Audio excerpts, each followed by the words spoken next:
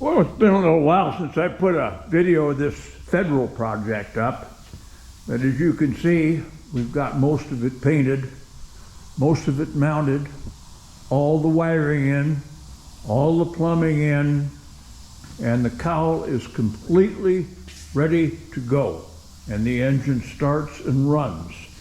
And as you can see, we've completed the dashboard in the original federal colors, and I rewired it after I fucked it up the first time, and now it's pretty sanitary. We even got the old Cummins flamethrower in here. I don't know how many of you guys remember these son of bitches, but they were a cold starting aid that only worked like once in my life. Anyway, here's the cab. It's all painted. Doors are on, windows are in the doors. The handles I got from Cortland Peterbilt because the handles were junk that came out of this thing. And right now we're insulating the cab. I don't know if you can see it or not, but we've been taking contact cement and we have been putting this shit in, which is carpet backing. It's about 3/4 of an inch thick. We also put a couple of top bows in there made out of oak so we can screw the waterproof panel board onto it over the insulation. So it's coming along pretty good. As you can see, we got clearance lights. Oh, this was funny. I think some fucking drunk drilled the holes for those original clearance lights because they were about 3 inches different on each side. They were at different angles, and one of them was higher up on the cab than the other one, and I had to plug the holes and start all over again to put these new grody lights on. And I snagged these cool handles off a Kenworth in a wrecking yard. And as you can see, we've made a tremendous amount of progress on this old girl. We've got tail lights, we've got brake lights, we've got turn signals, we've got a polished aluminum bumper, and here are my license plate frames. Can you see that?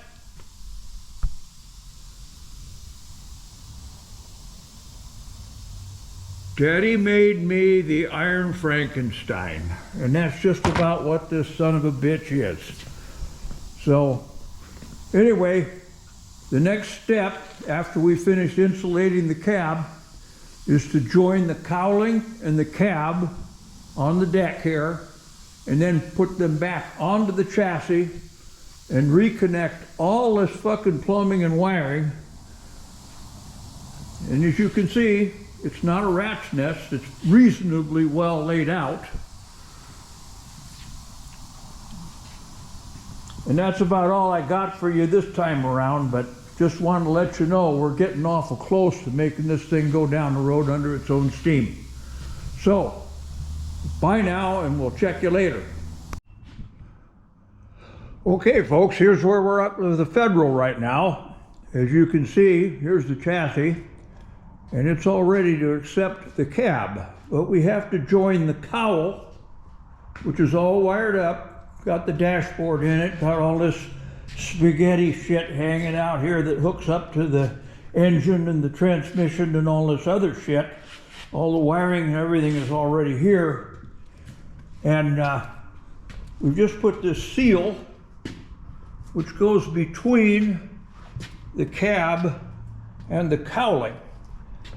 And in order for this to seal, it has to be pushed up like that. And it'll lay around here on this cowling. Well, I've had this thing joined up without the gasket, but I'm just a little bit creeped out on how to get this thing up under that gasket, get that thing to seat properly, and get the two main fastener bolts, which go through these holes from the inside, match up to these holes here, and get the nuts and the washers and shit on them. So, I'm going to start dealing with this, and I'll get the camera back on in a minute when I get this thing centered up on the jack and get it as close as I can to seating. So, here we go. We'll check you later. Okay, now we're almost there, and that's the point where it could get very difficult.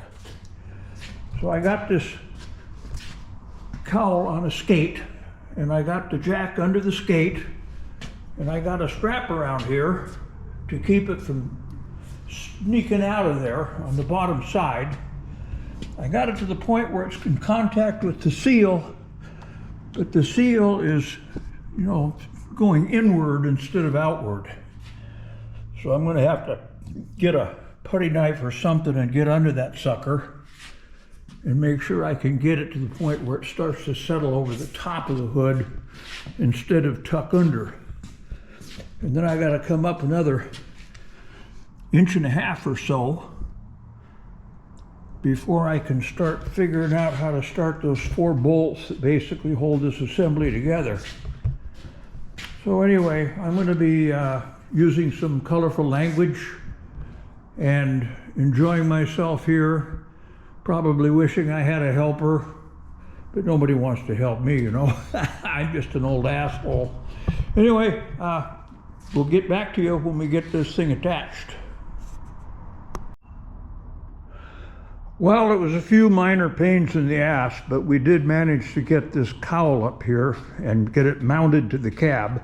Got one little problem here. This steel isn't quite long enough. Some dumb shit cut it off about 1/2 inch too short. But anyway, we've had a fight to get these things in. These little bolts down here, it was really weird, but I had to tap through the hole in order to get into those threaded nuts that are welded on back there. The slots that the bolts go through to get to the welded nuts were smaller than the bolts. So I don't know how Mr. Federal managed to put that thing together before, but I had to run a tap through backwards in order to basically partially thread the slots in order to get those 2 bolts in. And then there's a bolt here and a bolt here, right in the middle of those hinges, and they go through, and they got a nut and a washer and a lock washer on the back of them. So it's all secured. I had a horrible time opening the dashboard up. I have an idea we may have a restriction or some kind of a conflict there, but right now I finished making a spreader bar out here. And I should be able to take this one with the chains hanging from it and hook it to the chain hoist, and then run this one through the cab and hook a chain on each one of these modified eyes, and then raise it up with this thing right through the doorways and get it to the point where it balances, and then just roll it over there and set it down. It's much better than the lash up I had before using a big strap. So we're going to get this thing rigged up here, and we'll check back with you in a few minutes.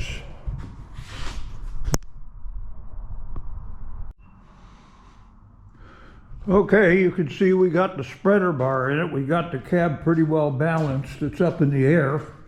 The blankets are over it to protect it from the chain hoist chain, which rubs on the cab when we're raising the thing up really high. But anyway, so far it looks like it's good, and we're going to raise it up a little higher after we move this table real quick, and we're going to sachet it over there and drop it on this chassis. We'll get a little bit more here a little bit later.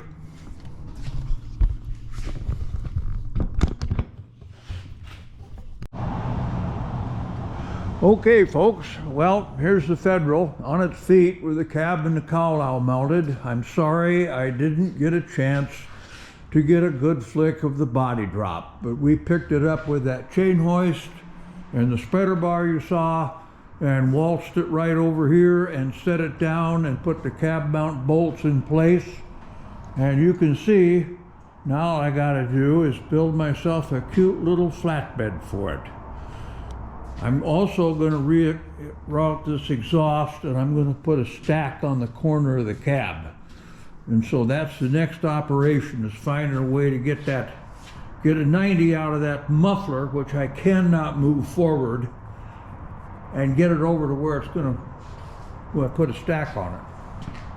But anyway, it is starting to be a mean looking son of a bitch. It is going to be absolutely quite a piece of machinery when it's rolling down the road. And like I've told you before, I've got gears in it that'll get me up to 100 miles an hour at 2100 RPM in overdrive. This is going to be fun.